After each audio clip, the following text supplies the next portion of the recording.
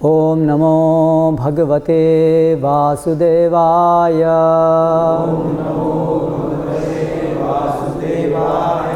ओम नमो भगवते वासुदेवाय।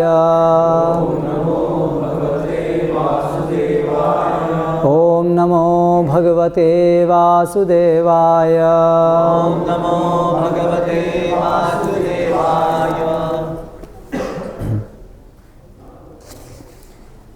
श्रीमद् भागवतम स्कंद 4 अध्याय 8 ध्रुव महाराज का गृह त्याग और वनगमन। श्लोक क्रमांक 34।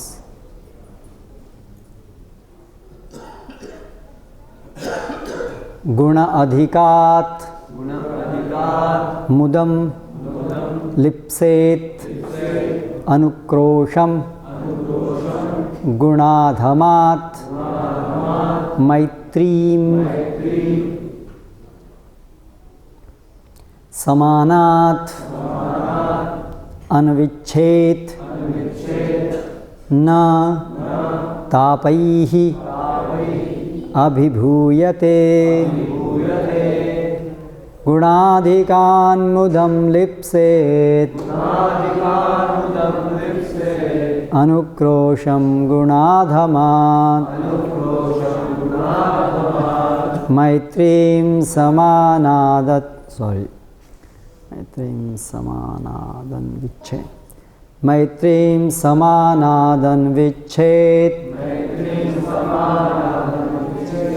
न तापैरभिभूयते।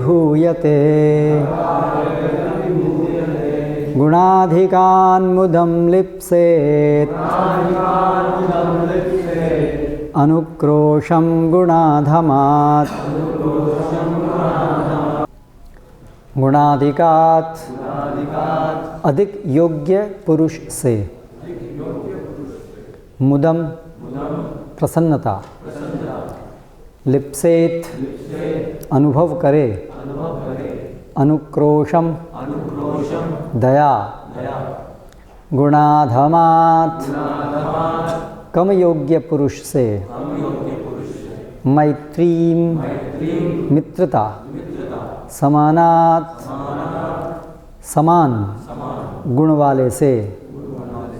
अन्विच्छेत कामना करे। न नहीं तापैहि दुख से। अभिभूयते प्रभावित होता है। अनुवाद एवं तात्पर्य द्वारा कृष्ण कृपा मूर्ति श्री श्रीमद् अभय चरणारविंद भक्तिवेदांत स्वामी प्रभुपाद इस्कॉन संस्थापकाचार्य। प्रत्येक मनुष्य को इस प्रकार व्यवहार करना चाहिए। यदि वह अपने से अधिक योग्य व्यक्ति से मिले तो उसे अत्यधिक हर्षित होना चाहिए। यदि अपने से कम योग्य व्यक्ति से मिले तो उसके प्रति सदैव होना चाहिए। और यदि अपने समान योग्यता वालों से मिले तो उससे मित्रता करनी चाहिए। इस प्रकार मनुष्य को इस भौतिक संसार के त्रिविध ताप कभी भी प्रभावित नहीं कर पाते। तात्पर्य सामान्यतः अपने से अधिक योग्य व्यक्ति को पाकर हम उससे ईर्ष्या करने लगते हैं। अपने से कम योग्य व्यक्ति से मिलने पर हम उसका उपहास करते हैं और अपने समान व्यक्ति को पाकर हम अपने कार्यों के प्रति गर्वित हो उठते हैं। यही सभी भौतिक कष्टों के कारण हैं। इसीलिए नारद मुनि ने उपदेश दिया कि भक्त को संयत भाव से आचरण करना चाहिए। अपने से अधिक योग्य व्यक्ति से द्वेष करने की अपेक्षा उसका प्रसन्नतापूर्वक स्वागत करना चाहिए। कम योग्य व्यक्ति को पीड़ा पहुंचाने के बजाय उस पर दयामय होना चाहिए, जिससे वह उचित स्तर तक उठ सके।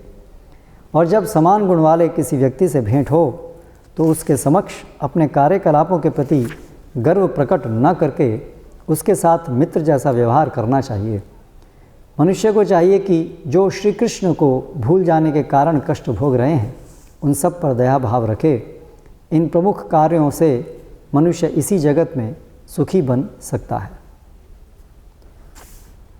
ओम ज्ञानतिमिरान्धस्य ज्ञानञ्जनशलाकया चक्षुरुन्मीलितं येन तस्मै श्रीगुरवे नमः। श्रीचैतन्यमनोभीष्टं स्थापितं येन भूतले स्वयं रूप कदा मह्यं ददाति स्वपदान्तिकं।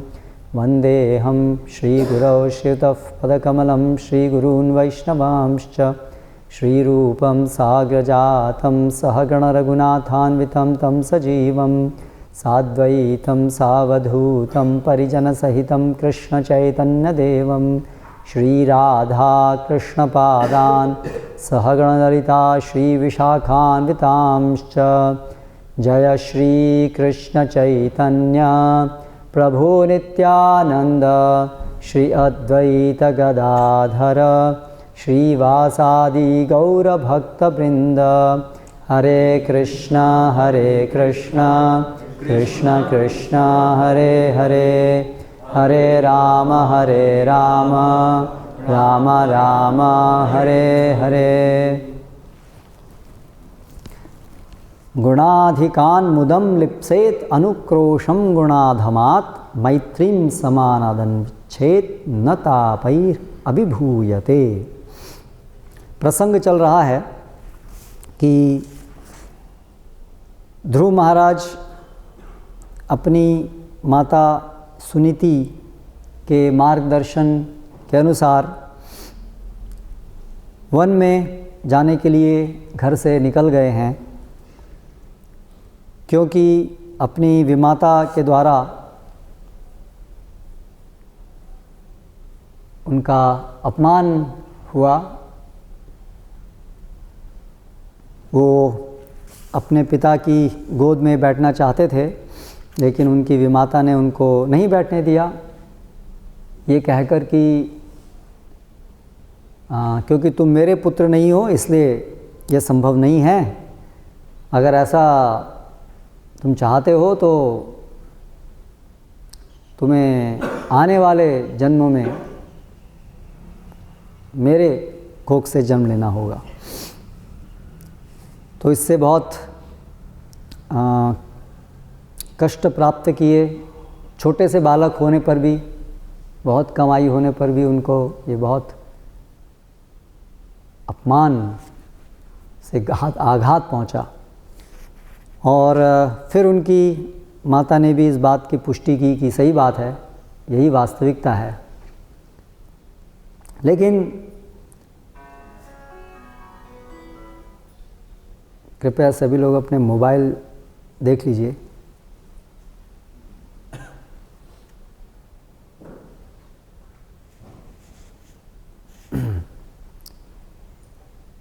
लेकिन तुम सबसे बड़ा पद प्राप्त कर सकते हो इस जगत का, और कैसे? भगवान को प्रसन्न करके। और ऐसा सुनने पर ध्रुव महाराज वो अभी भगवान को प्राप्त करने के लिए निकल पड़े। भगवान को प्राप्त करना यहाँ पर उसका तात्पर्य है कि भगवान से अपनी इच्छाओं की पूर्ति प्राप्त करने के लिए निकल पड़े। तो जब नारद मुनि ने ये देखा, अपनी दिव्य शक्ति से देखा, नारद मुनि वहाँ पर शारीरिक रूप से वहाँ उपस्थित नहीं थे, और उनकी दिव्य दृष्टि कैसे प्राप्त होती है? ऐसे महान भक्तों को परमात्मा के द्वारा प्राप्त होती है। सीधे सीधे भगवान उनको निर्दिष्ट करते हैं। जब भगवान देखते हैं कि यहाँ पर अभी आशा है किसी को वापस भगवत धाम ले आने की, तो भगवान विशेष रूप से अपने भक्तों को भेजते हैं। तो उसी प्रकार नारद मुनि ध्रुव महाराज के पास गए और उन्होंने अलग अलग प्रकार से ध्रुव को सीख दी। उन्होंने पहले ये बताया कि तुम तो बहुत छोटे बालक हो, ये इतना अभी सम्मान अपमान इनसे क्यों प्रभावित होते हो? अभी तो तुम्हारी खेलने की उम्र है, इतना गंभीर क्यों लेते हो इसको? बच्चे हो, ये सब चीज़ों पे इतना क्यों पढ़ते हो? बड़े लोग तो इस प्रकार की चीज़ों को गंभीर लेते हैं, पर तुम्हारी तो अभी वो उम्र ही नहीं है इसको गंभीर लेने की, तुम्हारी तो खेलने की उम्र है, तो जाओ खेलो। लेकिन उन्होंने देखा कि ये तो कार्य नहीं कर रहा है ध्रुव महाराज के ऊपर, क्योंकि ध्रुव महाराज भले ही छोटे थे लेकिन उनकी जो चेतना थी, बुद्धि थी, वो तो एक वयस्क जैसी थी, सामान्य वयस्क नहीं, एक क्षत्रिय बालक। क्षत्रिय स्वभाव से अपने सम्मान की रक्षा करते हैं। तो बाल्यकाल से ही ध्रुव के अंदर ये गुण हम यहाँ पर देख रहे हैं। और ऐसा होता था कि जब वैदिक संस्कृति अपने स्वाभाविक रूप में थी, तब इस प्रकार से सब व्यवस्था थी, इस प्रकार से सब संस्कार होते थे कि सामान्य रूप से क्षत्रियों के घर में जो क्षत्रिय के लिए उपयुक्त आत्माएं हैं, ऐसे जो आत्माएं हैं जिनका स्वभाव क्षत्रिय के समान है, उनकी कंडीशनिंग, ऐसे ही आत्माएं जन्म लेती थी ब्राह्मण घर में ब्राह्मण और वैश्य घर में वैश्य, इस प्रकार। तो इसलिए बहुत बचपन से ही उनके अंदर ऐसे गुण देखे जा सकते थे। क्षत्रियों के अंदर जो बच्चे हैं क्षत्रियों के, उनके अंदर बाल्यकाल से ऐसे गुण देखे जा सकते थे। तो इसलिए ध्रुव महाराज में बहुत बचपन से ही इस प्रकार के गुण दिखे। तो फिर नारद मुनि ने जब देखा कि इस प्रकार की जो शिक्षा है वो तो काम नहीं कर रही है, तो उन्होंने फिर उनको परमार्थ की शिक्षा देना आरंभ किया, जीवन की गहराइयों को, कर्म सिद्धांत को बताना आरंभ किया। क्योंकि उन्होंने देखा ये तो बच्चा नहीं है, तो बड़ा है, तो ठीक है, तो बड़े जैसे बड़ों को जो समझना चाहिए वो उन्होंने समझाया। तो फिर नारद मुनि ने उनको कहा कि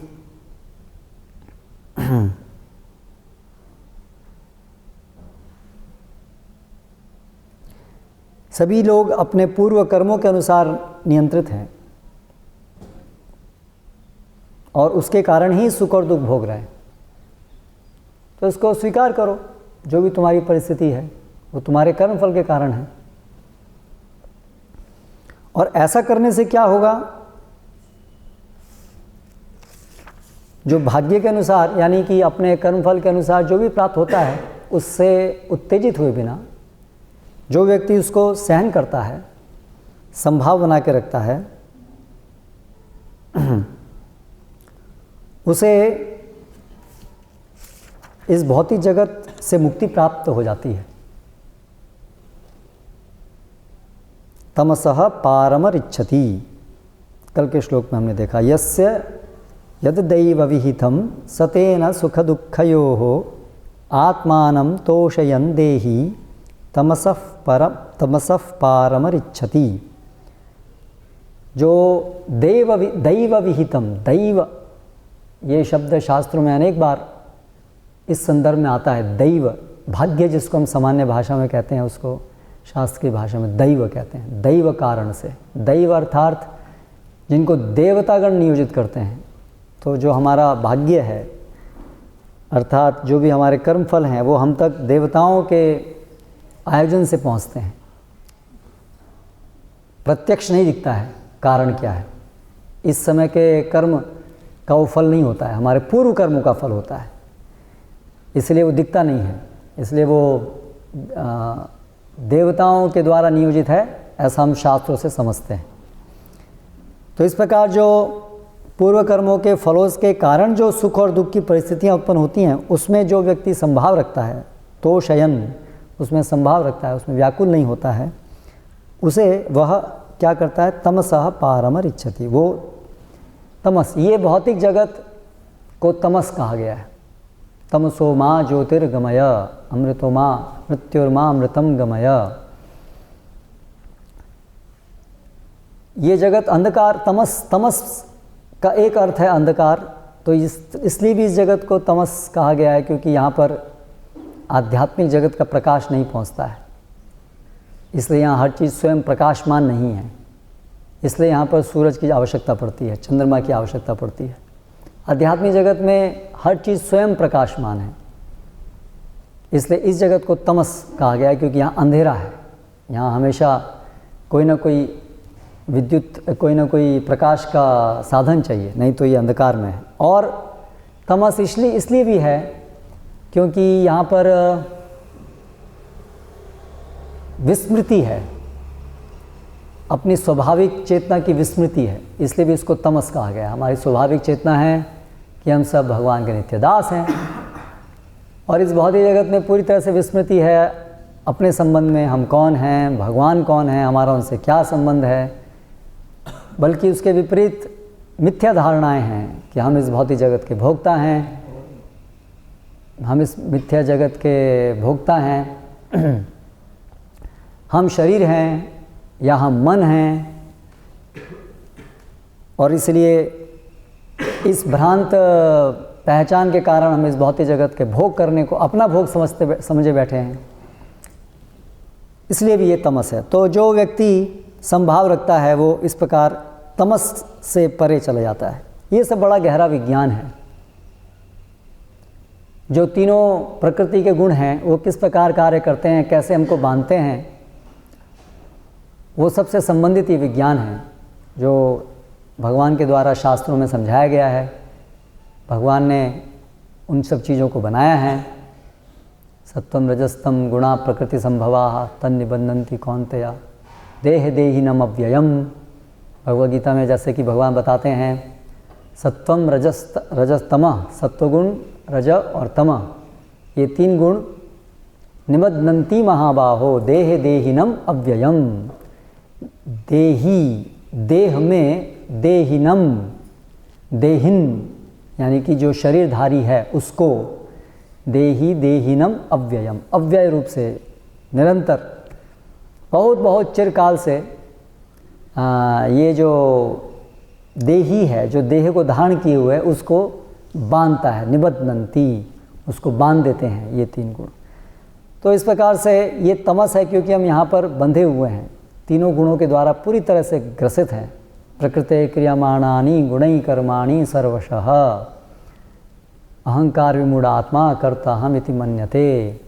तो इस प्रकार से हम बंधे हुए हैं। थोड़ी सी स्वतंत्रता है हमारे पास मनुष्य जीवन के अंदर, और इसीलिए श्रीमद् भागवतम और भगवद गीता का संदेश भगवान हमें देते हैं, क्योंकि संभावना है हमारे पास कि हम इन तीनों गुणों के पाश से अभी निकल सकते हैं, यदि हम इस उपदेश को सुने श्रद्धा के साथ और उसको अपने जीवन में अपनाएं तो। फिर आज के इस श्लोक में आगे नारद मुनि अन्य उपदेश देते हैं, जो कि एक तरीके से नैतिकता के स्तर पे उपदेश हैं। ये जो आज के श्लोक के उपदेश हैं उसमें सीधे सीधे भगवत भक्ति नहीं है, परोक्ष रूप से है, वो एक नैतिकता के स्तर पे है। नीति अर्थात इस भौतिक जगत में अपनी स्वस्थ अवस्था को प्राप्त करने के लिए जैसे जीना चाहिए वैसे कुछ नियम। तो विदुर नीति है, चाणक्य नीति है,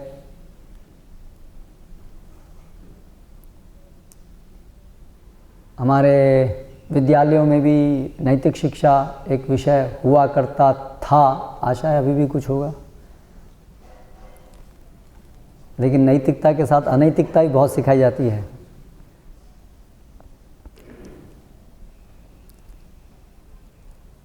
यहाँ पर जो नीति के उपदेश हैं वो प्रकृति कैसे कार्य करती है, हम कैसे इस भौतिक जगत में बंधे होते हैं, इन सब के आधार पे ये नीति के उपदेश हैं। इसलिए बहुत गहरे हैं ये उपदेश। जो हमारे विद्यालयों में नीति पढ़ाई जाती है वो बहुत ऊपरी है, गहराई नहीं है। वो केवल इस समझ पर टिकी है कि do thy unto others what you expect thy to do unto you। आप उन दूसरे लोगों से ऐसे व्यवहार करो जैसे आप चाहते हो कि दूसरे आपके साथ व्यवहार करें। ये एक सामान्य नैतिक सिद्धांत है जिसके ऊपर नास्तिक निरीश्वरवादी समाज चलता है, क्योंकि जैसे कि वर्तमान समाज है उसमें कोई भगवान तो है नहीं उनके अनुसार, इसलिए कोई और ना ही कोई कर्म फल का सिद्धांत है, पाप पुण्य है, इसलिए नीति केवल यहीं तक ही सीमित रहती है। अच्छाई और बुराई की सीमा केवल यहीं तक है कि हमें यहाँ पर मिल कर के हमें भोग करना है और हम सब यहाँ पर एकत्रित हैं, तो हमें भोग करना है उतना कि दूसरे के भोग में रुकावट नहीं बने, क्योंकि अगर करेंगे ऐसा दूसरे के भोग में रुकावट बनेंगे तो फिर दूसरा हमारे भोग में रुकावट बनेगा। इसलिए अच्छा है हम सब के लिए सहमति से रहो, जिससे हम मिल कर के बेस्ट जितना हो सके सर्वश्रेष्ठ तरीके से हम इस जगत का भोग कर सकें। यहाँ पर आकर के नीति रुकती है निरीश्वरवादी समाज की।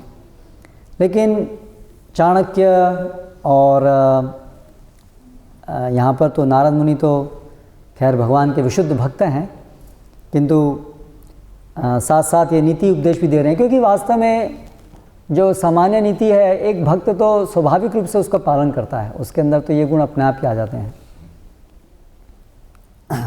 यस्यास्ति भक्तिर्भगवते अकिंचना समासते तत्र सर्वैः गुणैश्वरा हराव भक्तस्य कुतो महद्गुणा मनोरथेनासति धावतो बहि। जैसा कि एक प्रसिद्ध श्लोक में बताया गया है कि भगवान के भक्त के अंदर स्वाभाविक रूप से सारे अच्छे गुण आ जाते हैं।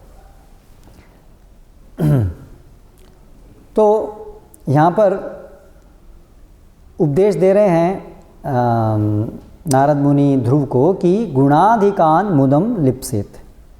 अगर अपने से अधिक उच्च गुण वाले व्यक्ति को आप मिलो तो आपको प्रसन्न होना चाहिए। तो ऐसा ही हुआ ना, नारद ध्रुव महाराज जो है उत्तम उनका भाई था, और उत्तम जो है वो राजा की गोद में बैठ पा रहा था। तो उत्तम के पास ऐसे जो भी है उसकी परिस्थिति इस प्रकार की थी जिससे कि वो संभव हो रहा था, लेकिन ध्रुव के पास परिस्थिति नहीं थी जिससे वो संभव हो। तो इस दृष्टि से ध्रुव उससे अधिक उच्च स्तर पे था। तो इसलिए तुम्हें ऐसी परिस्थिति में रह कर के जब कोई तुमसे उच्च गुण वाला मिले तो प्रसन्न होना चाहिए, उससे ईर्ष्या नहीं करनी चाहिए। सामान्य रूप से ये होता है कि हम जब भी अपने से उच्च गुण वालों के संपर्क में आते हैं तो हमें उनसे ईर्ष्या होती है। तो ये पहला संदेश है, गुणाधिकान मुदम लिप्सेत।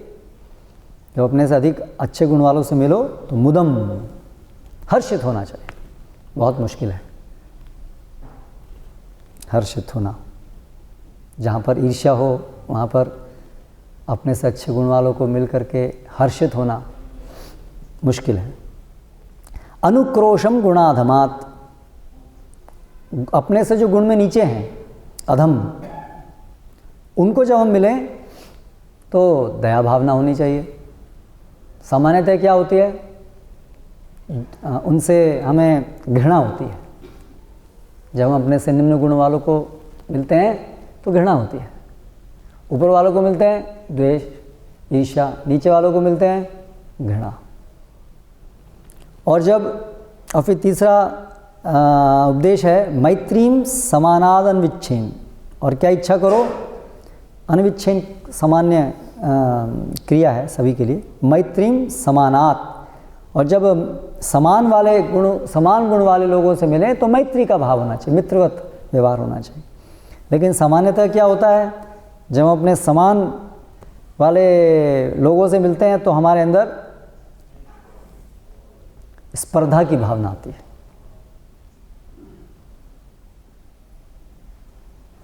तो ऊंचे वालों से मिलेंगे तो ईर्ष्या, नीचे वालों से मिलेंगे तो घृणा, और समान वालों से मिलेंगे तो स्पर्धा। इसलिए हमेशा परेशान रहते हैं, क्योंकि हमेशा या तो ऊपर वाला होगा या तो नीचे वाला होगा तो समान वाला होगा। और जिसकी चेतना इस प्रकार कलुषित है तो वो या तो ईर्ष्या करेगा या तो घृणा करेगा या तो स्पर्धा में मरेगा। तो इसलिए हमेशा व्याकुल रहेगा। और यही स्थिति हम देखते हैं संसार में, ज़्यादातर लोग सब इसी प्रकार से हमेशा परेशान रहते हैं। तो नारद मुनि कहते हैं ऐसा जो करता है, जो तीन जो मैंने बात बताई, ऐसा करता है, न तापैर अभिभूयते, उसको ये संसार के तीन ताप परेशान नहीं करते हैं। यानी कि इस भौतिक जगत में वो यथासंभव सुख का अनुभव कर सकता है, भौतिक दृष्टि से भी वो अन्यथा व्याकुल नहीं होता है। तो इस भौतिक संसार के अंदर जन्म मृत्यु जरा व्याधि ये वास्तविक कष्ट हैं, और इनसे परे जाने के लिए भगवान की शरण ग्रहण करनी चाहिए, क्योंकि हमारी स्वाभाविक स्थिति ये चार प्रकार के कष्टों का अनुभव करने की है ही नहीं, क्योंकि ये तो शरीर संबंधित है, ये तो हमारे अपनी मिथ्या पहचान को बना लेने के कारण उत्पन्न हुए हैं। इसलिए यही वास्तव में वास्तविक कष्ट यही हैं, केवल चार, जन्म मृत्यु जरा व्याधि। अन्य सारे जो कष्ट हम अनुभव करते हैं वो सब केवल हमारी भ्रांत धारणा के कारण है। जो पहले कष्ट हैं वो भी हमारी मूल कृष्ण विस्मृति के कारण है, तो वो भी हमारी ही गलती है, और उसके ऊपर और अधिक हम अन्य अनर्थों के कारण और अधिक अपने कष्टों को बढ़ा लेते हैं। जैसे कि श्रील प्रभुपाद कहा करते थे, जब हमारा जन्म होता है तो हमें सबको, जन्म का मतलब ही हम बीमार हैं, जन्म होना ही एक बीमारी का लक्षण है, कृष्ण विस्मृति का लक्षण है कि हम जन्म लेते हैं, हमें शरीर धारण करना पड़ता है। तो पहले से ही हमें सबको बुखार है 100 डिग्री, लेकिन अभी अनर्थ और अधिक बढ़ने के कारण हम उस अपने बुखार को और बढ़ा लेते हैं। तो ये काम क्रोध लोभ मोह मद मत्सर्य, ये जो 6 रिपु हैं, 6 हमारे दुश्मन हैं, ये अनर्थ हैं।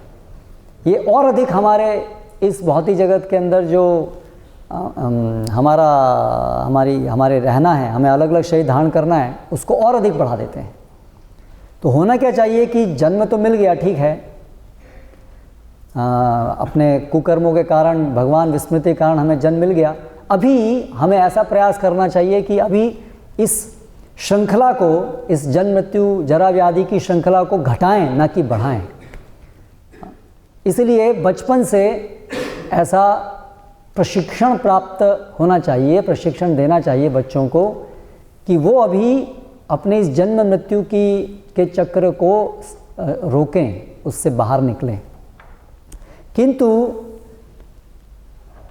अगर भगवत भक्त नहीं है माता पिता या समाज के अंदर जो जिन लोगों से उसका बच्चे का वास्ता पड़ रहा है, वो अगर भक्त नहीं है, तो उसको प्रशिक्षण बिल्कुल उल्टा मिलता है। उसको प्रशिक्षण ऐसा मिलता है जिससे कि उसका बुखार 100 डिग्री से 104 डिग्री, 106 डिग्री और अंत में 108 डिग्री की वो पूरा उसका मनुष्य जीवन का उद्देश्य पूरा ख़त्म हो जाए, जो उद्देश्य था उसको प्राप्ति नहीं हो सकता, ऐसा हो जाता है।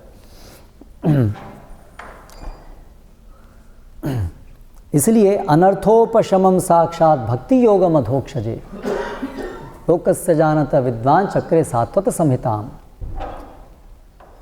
सामान्यतः लोग नहीं जानते हैं कि अनर्थों को कैसे शमित करना है, उसको बढ़ाते हैं।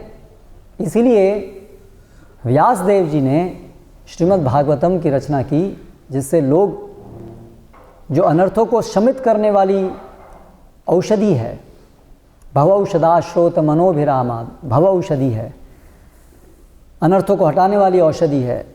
अधोक्षजे, भगवत भक्ति अधोक्षजे, भगवान श्री कृष्ण के चरणों में जो सेवा है वो सबसे ज़्यादा प्रभावशाली उपाय है सभी समस्त प्रकार के अनर्थों को ख़त्म करना, यहाँ तक कि जन्म मृत्यु का जो मूल है कृष्ण विस्मृति, उसको भी ख़त्म करना। तो इसलिए भागवतम का प्रचार, श्रीमद् भगवद गीता भागवतम का उपदेश का प्रचार समाज के लिए सर्वश्रेष्ठ कल्याणकारी कार्य है। इसलिए नारद मुनि हमेशा अपनी वीणा बजाते हुए इस भगवत भक्ति का प्रचार करते रहते हैं, और अभी उनके पदचिन्हों पर चलकर श्रील प्रभुपाद और फिर उनके अनुयायी के रूप में हम भी ऐसा प्रयास कर रहे हैं। यही वास्तव में एकमात्र उपाय है सभी के जीवनों से ये ईर्ष्या द्वेष इत्यादि सारे दुर्गुणों को ख़त्म करके अंततः उनको कृष्ण भक्ति प्रदान करने का सर्वश्रेष्ठ उपाय यही है। अन्य जो उपाय हैं, अगर वहाँ पर भगवत भक्ति नहीं है तो अन्य उपाय स्वयं अपने आप में अंततः कारगर नहीं होंगे।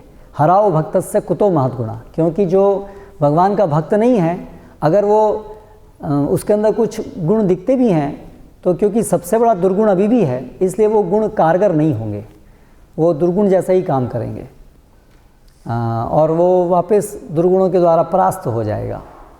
पराभावस्तावद अबोध जाता, वो डिफीट हो जाएगा। तो हम देखते हैं कि जगत के अंदर ऐसी कभी कभी अभिलाषा की जाती है कि लोगों के अंदर अच्छे गुण आएँ, सद्गुण आएँ, लोग क्यों क्रूर हैं, हिंसा क्यों करते हैं, एक दूसरे के प्रति ईर्ष्या क्यों करते हैं, द्वेष क्यों करते हैं। तो समझाने का प्रयास होता है। हम कई बार विद्यालयों में जाते हैं तो अध्यापक जो हैं हमसे चाहते हैं कि आप बच्चों के अंदर बहुत सारी बुरी आदतें आती जा रही हैं, आप लोग थोड़ा उनको अच्छा संदेश दीजिए, अच्छे नागरिक बनो, ऐसे करके हमसे अपेक्षा करते हैं। लेकिन वो ये बात नहीं समझते हैं कि वास्तव में अच्छा बनने का उपाय, सर्वश्रेष्ठ अच्छाई जो है, भगवान के प्रति भक्ति भाव, भगवान की सेवा, जब तक वो नहीं होगा तब तक सारे बाकी सब प्रयास विफल ही होंगे। लेकिन सामान्य उन सब लोगों की ये है कि भोग तो करना ही है, वो तो उसमें वो तो अच्छा ही है भोग करना है, लेकिन भोग में थोड़ा संभल करके भोग करें, सब अपनी अपनी सीमाओं में रह करके भोग करें, एक दूसरे को डिस्टर्ब नहीं करें। ऐसा कुछ कीजिए आप, उनके अंदर इतनी बुद्धि डाल दीजिए कि भोग करना है, वो तो हम भी चाहते हैं कि खूब बड़े बने, खूब उनका आए, लेकिन अच्छे गुण रहें। लेकिन ये संभव नहीं हो पाएगा, क्योंकि ये जो भोग करना है वही अपने आप में सबसे बड़ा दुर्गुण है, क्योंकि हम भोगता नहीं हैं, हम भगवान के दास हैं। उसी के अंदर तो सारे दुर्गुणों की जड़ छुपी हुई है। अब आप जड़ को बनाए रखना चाहते हैं और पेड़ की जो शाखाएं उत्पन्न होती हैं उस जड़ से उसको आप नहीं चाहते हैं, ऐसे कैसे होगा। हम जैसे प्रभुपाद बोलते थे, हम राम राज्य के गुण चाहते हैं बिना राम के, बिना राम भक्ति के हम राम राज्य चाहते हैं। सब लोग ऐसे ही चाह रहे हैं कि भगवान राम की भक्ति नहीं हो और भगवान राम के राज्य में जैसे अच्छे गुण थे वैसे गुण उत्पन्न हो जाए। तो ये अवैज्ञानिक है, ये संभव नहीं है। ये संभव नहीं है, ये कभी नहीं होगा। लेकिन ये होगा स्वाभाविक रूप से, अगर भगवान की भक्ति होगी तो ये होगा। तो अभी देखिए वर्तमान समय में किस प्रकार ईर्ष्या को कितना इसको बल दिया जाता है। जब हम बच्चों को बचपन से बार बार उनको ये प्रेरित करते हैं कि तुम्हें नंबर 1 आना है, तुम्हें नंबर 1 आना है, नंबर 2 भी नहीं आना है, नंबर 1 ही आना है, तो कितना अधिक हम उनके अंदर ये ईर्ष्या की भावना को बढ़ा रहे हैं। क्या इतना बड़ा फ़र्क पड़ता है नंबर 1 नंबर 2 में। जैसे हम देखते हैं कि किसी के मार्क्स 100 आए और किसी के मार्क्स 99 आए, तो क्या इतनी बड़ी बात हो गई 99 आए कि 100 आए, क्या हो गया इतने। अगर उसको थोड़ा सा ठंडे दिमाग सोचे उसमें कितना क्या फ़र्क पड़ गया, उसमें लगभग समान जैसे ही है, पढ़ लिया, विषय को समझ लिया और क्या। लेकिन विषय को समझना महान नहीं है वहाँ पर, वहाँ उसका उद्देश्य है प्रतिष्ठा। करेक्ट। इतना कोई फ़र्क तो ना होता है नंबर 1 नंबर 2 में। आजकल तो इतना कंपटीशन, इतने सारे लोग बैठते हैं, सबका बहुत कम डिफरेंस रहता है ऊपर सब, लेकिन फिर भी वो बहुत बड़ी बात बन जाती है। जैसे वो एक मैं कई बार दृष्टांत देता हूँ कि हम एक जगह कहीं फार्म कम्युनिटी डेवलप करने के लिए एक जगह रह रहे थे, बड़े ग्रामीण इलाके में रह रहे थे हम वहाँ डेवलप करने के लिए। तो वहाँ पर एक कुटिया में एक परिवार रहता था पास के गांव में।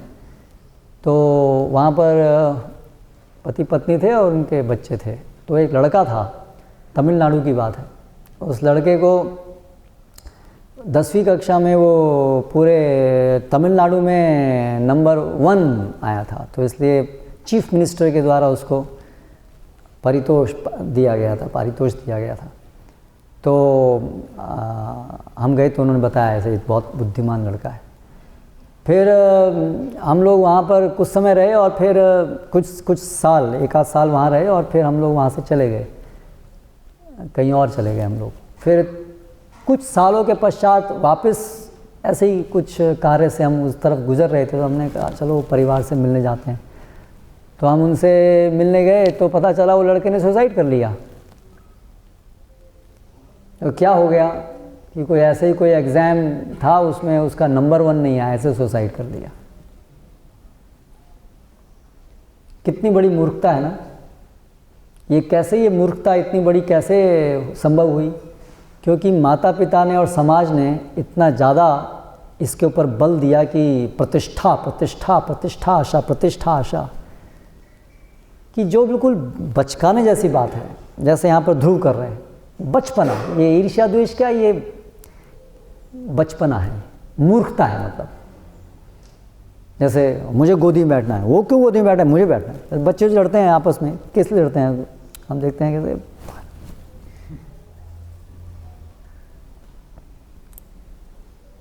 लेकिन बड़े भी तो वैसे ही पागल हैं, केवल उनके प्रकार अलग अलग हैं। ये छोटे छोटे खिलौनों पे लड़ रहे हैं, वो ऐसे हमारा नंबर 1 नहीं आया, सुसाइड कर लिया, 1 मार्क्स कमाया तो सुसाइड कर लिया। कोई कारण नहीं है, क्योंकि उनको जीवन में कुछ और इससे श्रेष्ठ पता ही नहीं है। उनका पूरा जीवन का लक्ष्य यही है कि मेरे से बड़ा कोई नहीं हो, बस इसी में ही उनका पूरा जीवन खत्म हो जाता है। मेरे से बड़ा कोई नहीं, मेरे से बड़ा। कितना हृदय के अंदर कितनी परेशानी वो लोग पूरा जीवन भुगतते रहते हैं, है ना। हमेशा उनका डर बना रहता है कि कोई मुझसे ऊपर तो नहीं निकल रहा है। ये बताया भागवतम में कि स्वर्गलोक में भी हमेशा चिंता रहते हैं, चिंताग्रस्त रहते हैं सारे देवतागण भी। इंद्र को कितनी हमेशा टेंशन रहती है, बहुत देखता रहता है कोई तपस्या कौन कर रहा है यहाँ पर। उसकी नंबर 1 पोजीशन जो है वो बनी रहनी चाहिए। तो क्या फ़ायदा हुआ स्वर्ग में जाने का? स्वर्ग में जाने का उद्देश्य था सुख से रहना, लेकिन सुख मिलेगा कहाँ? जिस व्यक्ति को ईर्ष्या है, जिस व्यक्ति को हमेशा इतना चिंता है कि मेरी नंबर 1 पोजीशन, क्योंकि बहुत वो ऐसा है बिल्कुल पिरामिड के ऊपर आपको टिकना है, छोटा सा हल्का सा इधर हुआ तो आप गिर जाएंगे। इतनी प्रिकैरियस पोजीशन, इतनी ऐसी चीज़ आप चाह रहे हैं ना, तो उसमें बहुत संभावना है, कोई भी कुछ भी हो सकता है, थोड़ा बहुत भी इधर हो आप गिर जाएंगे। तो आपने अपने सुख को ऐसी चीज़ से संबंधित कर लिया है जो प्राप्त करने बड़ी कठिन है और जो टिकती नहीं है। प्राप्त करने में कठिन है और जो टिकती नहीं है। तो फिर आपने क्या किया? आपने दुख के फॉर्मूले को अपना लिया, आपने ही अपने ही पैर पे कुल्हाड़ी मार ली। तो इस प्रकार से ये बहुत व्याप्त है ये चीज़ कि माता पिता जो है अपने बच्चे के सबसे बड़े शत्रु बन गए हैं आज, है ना। वही बच्चे के अंदर कूट कूट के भरते हैं ये हाईली कॉम्पिटिटिव स्पिरिट। उनको चाहिए कि उनका नाम हो, कि हमारा बच्चा ही नंबर 1 आया है, कोई और का नहीं आया, हमारा है ना। इसलिए अपनी इस प्रतिष्ठा के लिए वो बच्चे को निमित्त बनाते हैं, बच्चे को पैदा इसलिए करते हैं ये हमारे इंद्रिय भोग का साधन बनेगा, है ना। तो वो अपनी प्रतिष्ठा का उसको खिलौना बनाते हैं और फिर धीरे धीरे धीरे स्वयं उस बच्चे के अंदर भी ऐसी ही भावना आ जाती है, अपनी प्रतिष्ठा की भावना आ जाती है। फिर वो अपने बच्चों के लिए ऐसा करता है। ऐसे ये परंपरा चलती रहती है, ईर्ष्या द्वेष की परंपरा। तो जो व्यक्ति ईर्ष्या के गुण जिसके अंदर होते हैं वो हमेशा भयभीत रहेगा। ये भागवतम में आता है जब वसुदेव कंस को समझाते हैं कि जो व्यक्ति ईर्ष्या करता है वो हमेशा दूसरों से भयभीत रहेगा, क्योंकि ईर्ष्या जब करेगा तो दूसरों के प्रति उसका वैर भावना से वो कार्य करेगा, दुश्मनी की भावना से काम करेगा। उसको सब दुश्मन दिखेंगे अपने, जो बड़ा है मैं दुश्मन है, सो कैसे, तो कुछ ना कुछ उनके प्रति वो ऐसा कार्य करेगा जिससे वो लोग परेशान होंगे, तो प्रतिकार करेंगे। तो इसलिए जो सब ईर्ष्या वाले लोग होते हैं एक दूसरे को हमेशा परेशानी करते रहते हैं। वो दूसरों को करते हैं, दूसरे भी उनको करते हैं। तो ऐसे करके पूरा वातावरण ईर्ष्या द्वेष से भरा रहता है और इसकी वजह से मन में हमेशा चिंता बनी रहती है, भय बना रहता है। ईर्ष्यावश मैंने उसके साथ ऐसा किया था, मैंने उसको ऐसा किया, मैंने उसको ऐसा किया है, पता नहीं कब कौन मुझ पर अटैक करेगा, कब मुझ पर बदला लेगा, हमेशा मन के अंदर चिंता बनी रहती है। और फिर ये चिंता कि मेरी जो पोजीशन है उसको कोई छीन तो नहीं लेगा, सबसे टॉप मोस्ट पोजीशन को मेरे कोई छीन तो नहीं लेगा, ये चिंता बनी रहती है। इसलिए आशा पाश चिंताम परिमेयाम ते प्रलयांतम उपाश्रिताः, इसलिए बताया गया है कि जो ऐसे लोग होते हैं उनके मृत्यु के समय तक चिंताम अपरिमेयाम, असीमित चिंताएं, कोई इसकी सीमा ही नहीं है कितनी चिंताएं उनके जीवन में रहती हैं। चिंताम अपरिमेयाम ते प्रलयांतम, मरने के समय तक चिंताएं बनी रहती हैं, पूरा जीवन उनका ऐसे निकल जाता है। कामोपभोग परमा एतावतिति निश्चिताः, काम उपभोग, उपभोक्तावादी समाज, उपभोग एतावतिति निश्चिता, यही परम है, ऐसा वो लोग सोचते हैं। आशा पाश शतैर्बद्धा काम क्रोध परायणाः ईहन्ते काम भोगार्थान अन्यनान अर्थ संचयान। और इस प्रकार से अनेक भौतिक इच्छाओं को हृदय में रखते सारा जीवन वो ऐसे ही निकाल देते हैं, उनके पीछे भागते भागते निकाल देते हैं।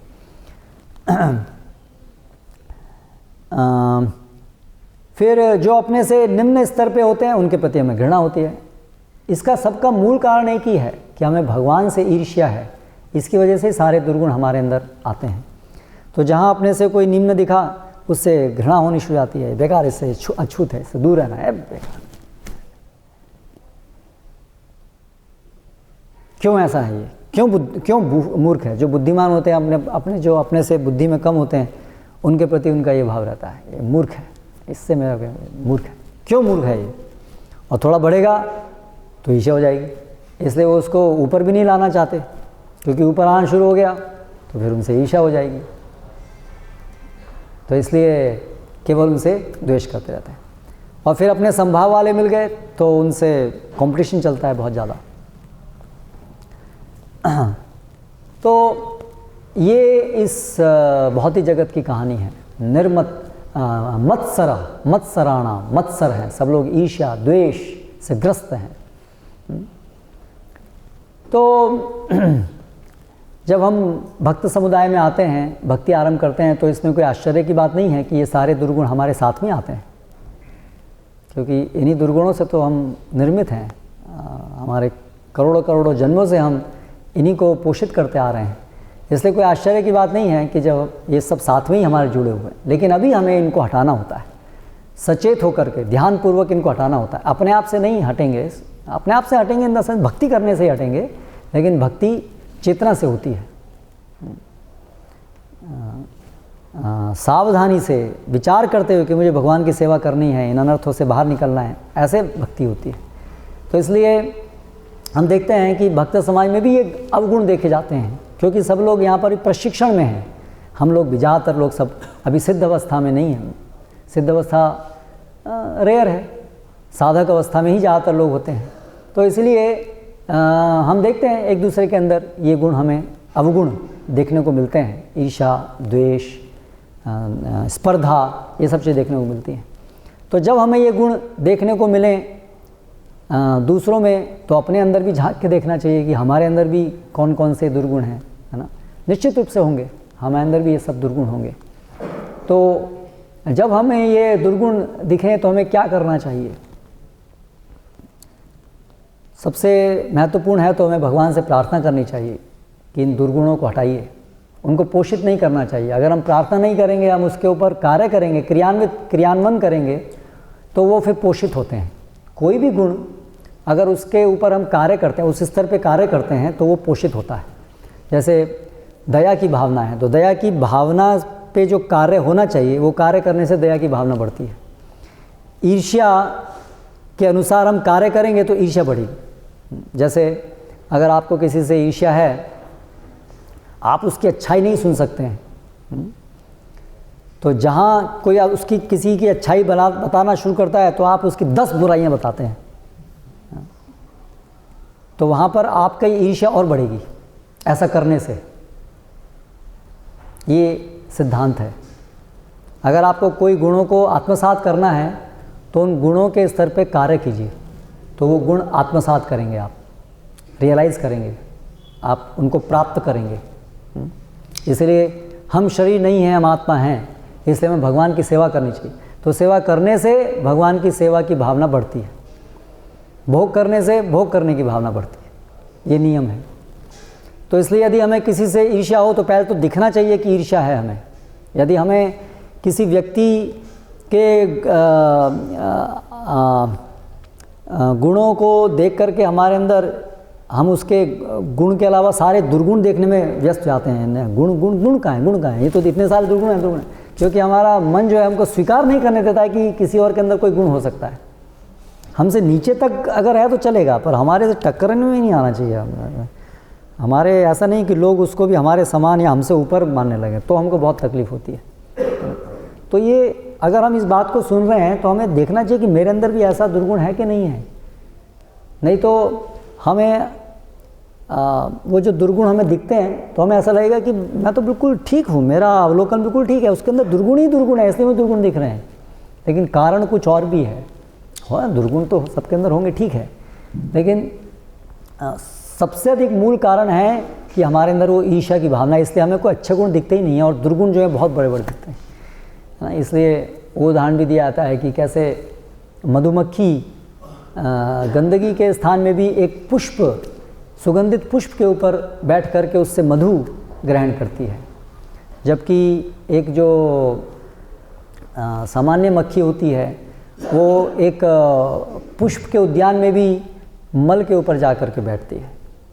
तो उसी प्रकार हमारे को ये गुण विकसित करना चाहिए भगवान की सेवा के अंतर्गत। अर्थात जब ये दुर्गुण हमें दिखे तो हमें समझना चाहिए कि हम भगवान से भी कितना दूर हैं, क्योंकि जिसके अंदर जितने दुर्गुण हैं उसकी ईश्वर चेतना, कृष्ण चेतना से उतना ही दूर है। क्योंकि यस्यास्ति भक्तिर भगवते अकिंचना समासते तत्र सर्वै गुणैः। तो एक तरीके से ये हमारा बैरोमीटर है, जो हमारे अवगुण हैं वो बैरोमीटर है कि हम कितने प्रगत हैं चेतना की दृष्टि से। तो इसलिए शास्त्रों में भक्तों के गुणों का वर्णन है। चैतन्य चरितामृत में जैसे चैतन्य महाप्रभु बताते हैं, अलग अलग 26 गुण बताते हैं, है ना। तो ये सब गुण जब हमें अपने अंदर दिखें, अवगुण दिखें, तो वो हमें इंगित करता है कि हम कितने पानी में हैं। ये प्रमुख कार्य है। तो फिर उसके लिए हमें क्या करना चाहिए? ये बोध होना चाहिए कि हम कितने अभी दूर हैं भगवान से। भगवान को हम प्रसन्न नहीं कर पा रहे हैं, हम भगवान को अप्रसन्न कर रहे हैं।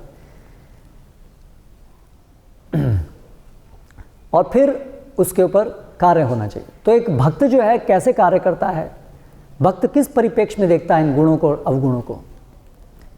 यहाँ पर तो नीति की दृष्टि से बताया गया है कि यदि इस भौतिक जगत में किसी को सुख शांति से रहना है तो उसको ये गुण होने चाहिए कि जो हमने वर्णित किया, अभी जो नाथ मुनि बता रहे हैं। लेकिन एक भक्त का परिप्रेक्ष्य और भी उन्नत होता है, इस परिप्रेक्ष्य से भी अधिक। केवल इस संसार में कैसे सुखी बनाए रखना अपनी स्थिति को, और अधिक बीमारी को बढ़ाना नहीं है, केवल यही बात नहीं होती है। एक भक्त का परिप्रेक्ष्य तो ये होता है हर चीज़ को देखने का कि भगवान इस चीज़ से संतुष्ट हैं कि नहीं, मेरे इस कार्य से, मेरी इस भावना से, मेरे इस विचार से भगवान, गुरु और भगवान संतुष्ट हैं कि नहीं। हर चीज़ में उसका ये परिप्रेक्ष्य होता है, और उस परिप्रेक्ष्य को रखने से बड़ी आसानी से हम प्रगति करते हैं, बड़ी आसानी से सद्गुण आते हैं, बड़ी आसानी से दुर्गुण चले जाते हैं। तो अगर आपको दिखे किसी व्यक्ति के अंदर, किसी भक्त के अंदर अच्छे गुण हैं, कोई भगवान की भक्ति में प्रगति कर रहा है, तो तुरंत हमारे अंदर क्या विचार आना चाहिए? भगवान संतुष्ट हो रहे होंगे, भगवान संतुष्ट हैं क्योंकि ये उनको प्रसन्न कर पा रहा है, ये उनकी सेवा कर पा रहा है, तो भगवान संतुष्ट हैं, है ना। तो हमें क्या होना चाहिए? संतुष्ट होना चाहिए। क्या संतुष्ट होना चाहिए? संतुष्ट होना चाहिए, होते नहीं हैं। क्योंकि भगवान प्रसन्न हो कि नहीं हो, मैं प्रसन्न होना चाहिए, हमारी बात तो ये रहती है। भगवान तो हमारे ध्यान में भी नहीं आते कि हम भगवान के लिए कुछ कर रहे हैं। हम इतने ज़्यादा अपने लिए एंग्रोस्ड रहते हैं, दिन रात हमारा चिंतन तो मैं इसके ऊपर रहता है कि भगवान, हाँ अच्छा हाँ भगवान के बारे में सोचना है ना, हाँ वो तो भूल ही गए थे। इतना हम तल्लीन रहते हैं अपने बारे में सोचने में कि बाहर से भगवान का नाम ले रहे हैं, भगवान के सामने करने की सोच तो अपने बारे में रहे, है ना। जब हम भगवान के बारे में आते हैं तो सोचते ही अभी सब लोग देख रहे हो कि मैं कितना बढ़िया भक्त हूँ, यहाँ पर भगवान के आगे कितना मैं रेगुलरली आता हूँ, है ना। मन में यही चलता रहता है, हमारे क्रियाएं बाहर से होती रहती हैं लेकिन मन में तो अपने बारे में चलता रहता है हमारा। जब भी कर रहे हैं तो अभी मैं कितना सीधा बैठ के और बिल्कुल एक साथ जब कर रहा हूँ, सब देख रहे हैं कितना अच्छा जब करता है ये, हरे कृष्ण हरे कृष्ण। तो ये वेग जो है अपने बारे में सोचने का इतना तेज है कि हमें भगवान के बारे में सोचने नहीं देता है। भगवान को प्रसन्न करना, आप सोचिए हम कितना सोचते हैं भगवान प्रसन्न होंगे हमसे। तो ये हमें इस तरह से अपने को प्रशिक्षित करना होगा। ये सुनने से इस प्रकार से हमें वापस सोचना होगा कि मैं किसको प्रसन्न करना चाह रहा हूँ। तो अगर कोई भक्त अच्छी सेवा कर रहा है तो हर्षित होना चाहिए। ये कारण है भक्त के हर्षित होने का, क्योंकि भक्त का हर्ष किस चीज़ में है? जिसमें कृष्ण प्रसन्न है उसमें हमारा हर्ष है। तो अगर कोई भगवान की सेवा अच्छे से कर रहा है तो हमारा हर्ष होना चाहिए, क्योंकि भगवान प्रसन्न है तो हमें हर्ष होना चाहिए। ये गुण हमें देखने को मिलता है भगवान के शुद्ध भक्तों में। जैसे श्रीमती राधा रानी के विषय में रामानंद राय बताते हैं चैतन्य चरितामृत के अंदर कि उनका एक विशिष्ट गुण है कि वो हमेशा ये प्रयास करती हैं कि अन्य जो गोपियां हैं वो कृष्ण की सेवा में आगे जाएं, और अन्य गोपियां हमेशा ये प्रयास करती हैं कि राधा रानी कृष्ण की सेवा में आगे जाएं। वहाँ पर ये स्पर्धा होती है, उल्टी स्पर्धा होती है।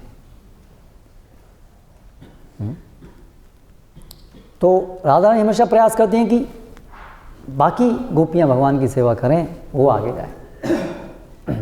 और जब ये व्यवहार कृष्ण देखते हैं भक्तों में तो उनको उन भक्त के ऊपर बड़ा संतोष होता है कि ये भक्त अपने से अधिक उन्मुख है अन्य भक्तों की प्रगति के लिए। ये भाव को देख करके, ये भावना को देख करके कृष्ण संतुष्ट होते हैं उस भक्त से। इसलिए यदि हमें कृष्ण को संतुष्ट करना है तो हमें मैं आगे रहूं, मैं सबसे आगे रहूं, उसकी जगह हमें अगर ज़्यादा चिंता होगी कि अन्य सब लोगों की प्रगति कैसे हो, अन्य सब लोगों की प्रगति कैसे हो, ऐसे विचार से हमारी अपनी प्रगति तो होगी अपने आप ज़्यादा। और हम ये प्रयास करें नहीं मेरी प्रगति सबसे ज़्यादा होनी चाहिए, बाकी की सबकी प्रगति की मुझे चिंता नहीं, बल्कि कम हो तो अच्छा है, क्योंकि सबसे ज़्यादा मुझे कृष्ण की सेवा करनी है। मन में क्या चीटिंग होगी कि मुझे भगवान की सबसे ज़्यादा सेवा करनी है, लेकिन सबसे ज़्यादा सेवा क्यों करनी है? क्योंकि उससे मुझे संतुष्टि मिलेगी, इसलिए सबसे ज़्यादा सेवा करनी है। तो वो सेवा हुई नहीं, आपने तो अपनी इंद्रियों की सेवा कर ली, भगवान की सेवा कहाँ की आपने? केवल आपके मन को आपने संतुष्टि दे दी कि आप भगवान मैं आपका सबसे बड़ा भक्त बनना चाहता हूँ। ऐसे प्रभा ने, I am your most humble sir, Prabha you are not most in anything, क्योंकि ये मैं आपको सबसे विनम्र सेवक हूँ। उसमें भी भावना यही है कि मैं एंजॉय कर रहा हूँ कि मैं सबसे बड़ा, सबसे ज़्यादा विनम्र हूँ। इसमें भी मैं यही आनंद अनुभव कर रहा हूँ कि मैं हूँ तो मैं सबसे बड़ा, चाहे विनम्रता हो चाहे जो भी हो, पर सबसे बड़ा ही होना है।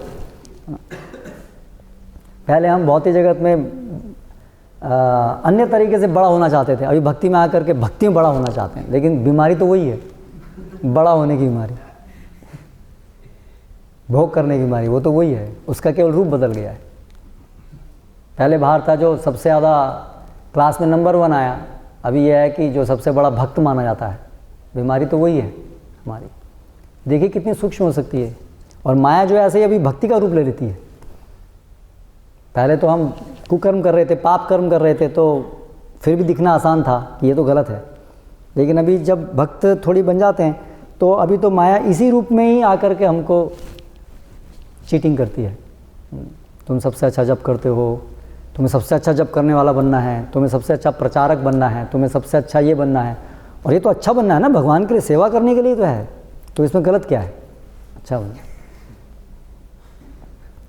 और फिर हमारे मन में आता है, प्रभुपाद भी चाहते थे कंपटीशन होना चाहिए भक्तों में, इसलिए मैं कंपटीशन कर रहा हूँ।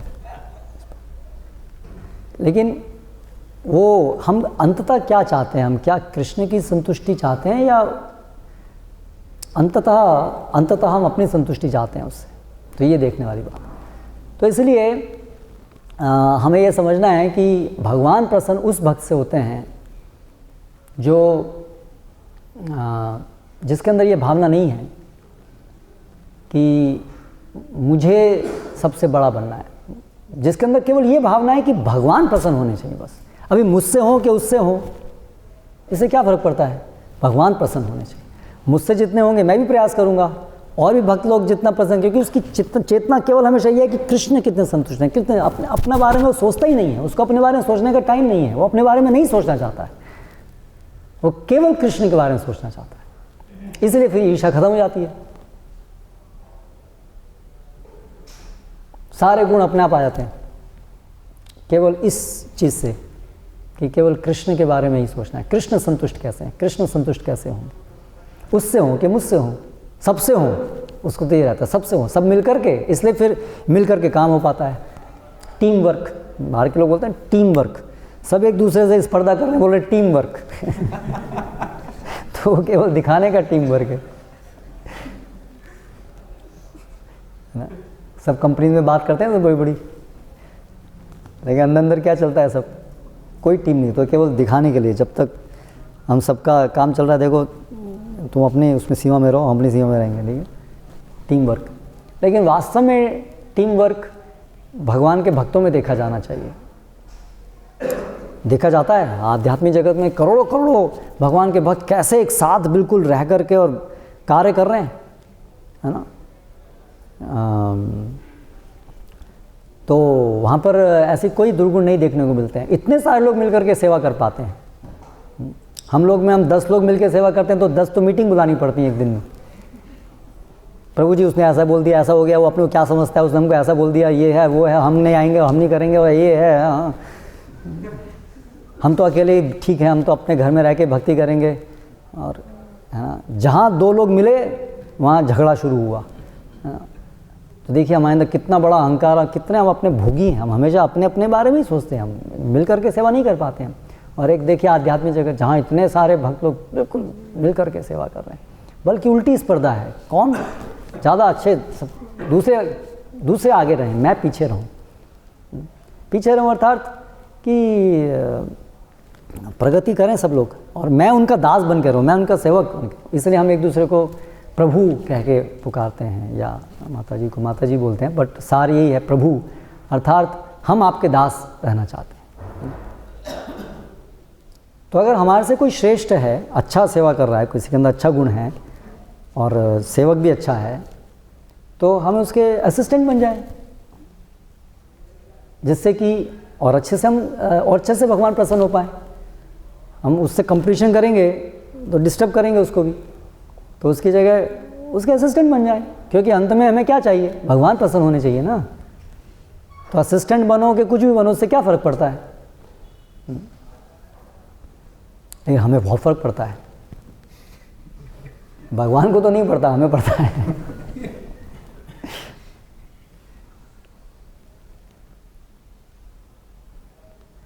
तो बहुत गहराई में हमारे हृदय के अंदर ये है, ये ईर्ष्या द्वेष। तो निकालिए इसको। ये हमारे मंदिर के अंदर वातावरण होना चाहिए निर्मत्सराणाम, यही भक्तों का समाज है, निर्मत्सराणाम। उनमें आपस में ईर्ष्या द्वेष नहीं हो। क्यों? ये तभी संभव है जब आप कृष्ण भक्ति में प्रगत होंगे। कृत्रिम रूप से संभव नहीं है ये लाना। मीटिंग करके नहीं सॉल्व होने वाला। अच्छा आपने क्या बोला, ऐसा बोला, आपने क्या बोला, ऐसा बोला, आपने ऐसा क्यों किया, आपने ऐसा क्यों किया। ऐसी मीटिंग की जरूरत पड़ सकती है, लेकिन उन मीटिंग से अंततः सॉल्यूशन नहीं आने वाला। वो एक चीज़ का सॉल्यूशन आएगा, कल को दूसरी मीटिंग बैठानी पड़ेगी, परसों को तीसरी बैठानी पड़ेगी, क्योंकि बीज तो वहीं का वहीं है। जब तक ये शोधन नहीं होगा कि हम कृष्ण को संतुष्ट करना चाहते हैं, अपने को नहीं, कृष्ण को, हमारा नाम भी नहीं आए, हमारा नाम भी किसी को पता नहीं चले कि ये भक्त भी है, तो भी हमें कोई तकलीफ नहीं होनी चाहिए। लेकिन हम भक्ति करते हैं इतनी, नाम चाहते हैं इतना बड़ा, है है ना। कोई डोनेशन देता है 100 रुपये, बोले प्रभु जी अनाउंस करो ना।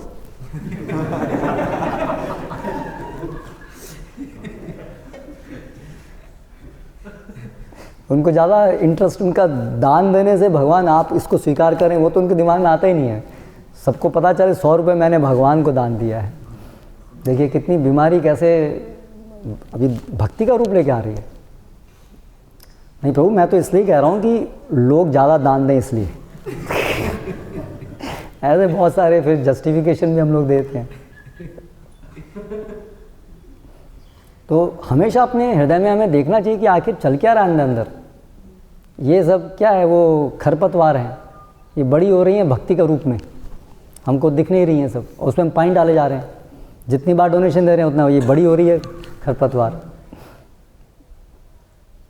और ऐसे करके फिर ये भक्ति को सुखा देती हैं।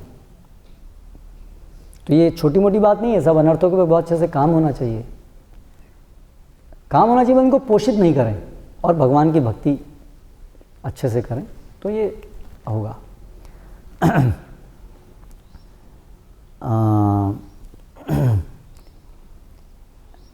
और जो अपने से वरिष्ठ हैं, जो अपने से आगे हैं,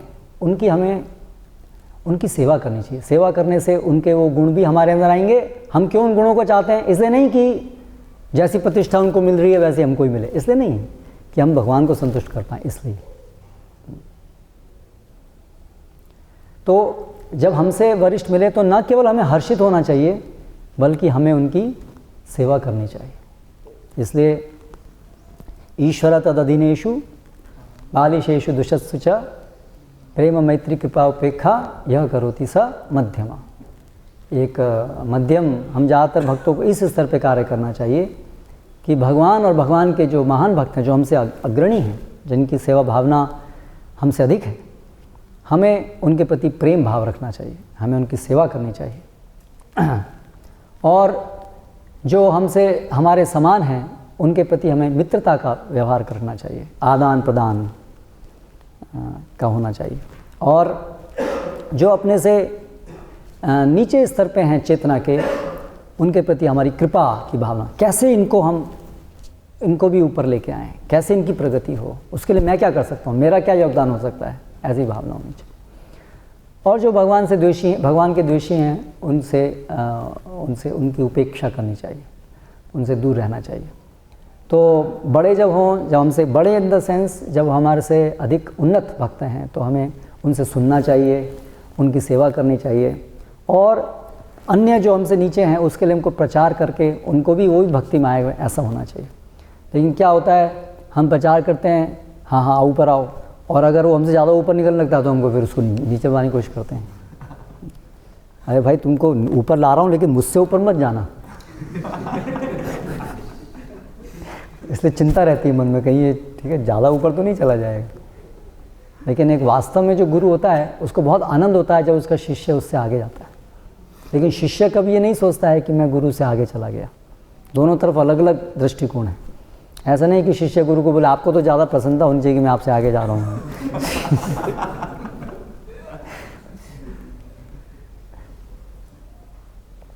तो प्रचारकों को हमेशा ऐसा होना चाहिए कि हमारे हृदय में होना चाहिए कि ये भक्त मुझसे और आगे निकले। हर एक के व्यक्ति हमारा ऐसा दृष्टिकोण चाहिए, मुझसे और आगे निकले। अच्छा ये मुझसे आगे निकलेगा तो मुझे और ज़्यादा प्रेरणा मिलेगी आगे बढ़ने की।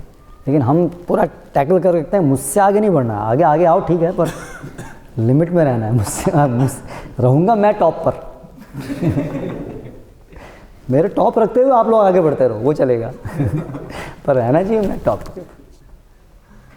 ऐसे सब भक्ति के अंदर भी ऐसी सब चीज़ें हो सकती हैं। तो इसलिए ये सब चीज़ें हमारे हृदय को कलुषित करती रहती हैं। और ऐसे में कभी भक्ति, वास्तव में भक्ति ऐसे कभी पोषित नहीं होती है। भगवान कभी संतुष्ट नहीं होते हैं ऐसे व्यवहार को देखकर। हरे कृष्ण।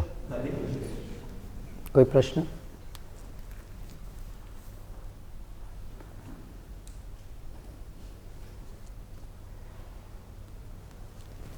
श्रीमद् भागवतम की जय, श्री प्रभुपाद की जय।